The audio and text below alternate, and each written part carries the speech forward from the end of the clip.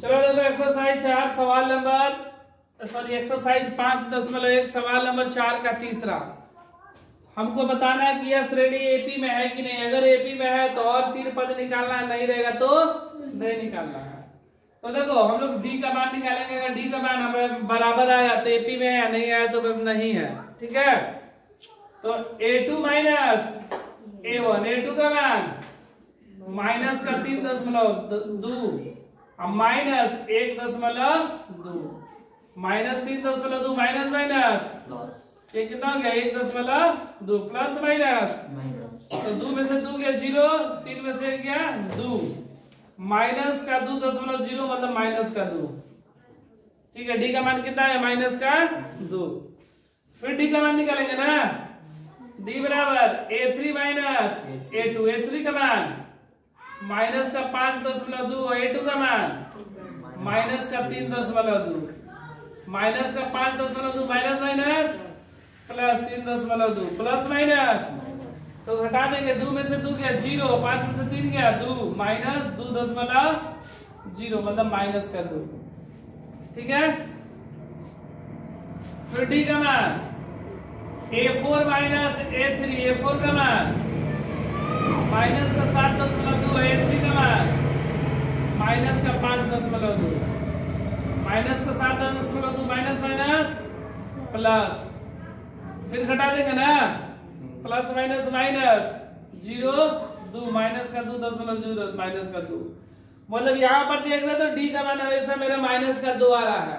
मतलब यह क्या है एपी में है, मतलब डी बराबर -2 समान है, समान है। इसलिए यह श्रेणी एपी में है, एपी में है। हमसे डी का मान पूछा है तो डी का मान -2 है ना। सवाल में बोला गया ना कि सार्वंतर ज्ञात करें, मतलब डी का मान ज्ञात करें।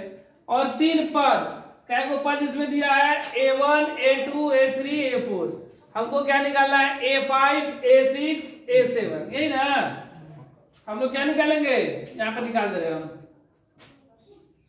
देखो a1 a2 a3 a4 क्या निकालेंगे a5 a6 a7। a5 का मान a प्लस 4d, a6 का मान और a7 a का मान माइनस का 1.2 प्लस 4 गुना डी का मान माइनस का 2।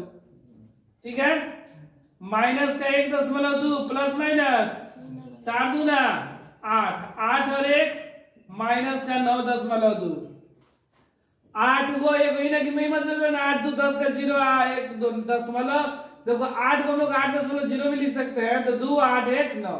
ठीक है, एक मान माइनस का 1.2 प्लस 5 गुना डी का मान माइनस का 2 माइनस का 1.2 5 दूनी 10। तो 10 और 1 11 माइनस 11.2। एक मान माइनस का 1.2 प्लस 6 गुना डी का मान -2 माइनस 1.2 6 दूनी 12 1 13.2। तो 3 पद मेरा कौन कौन सा आया माइनस का 9.2 माइनस का 11.2 और माइनस का 13.2।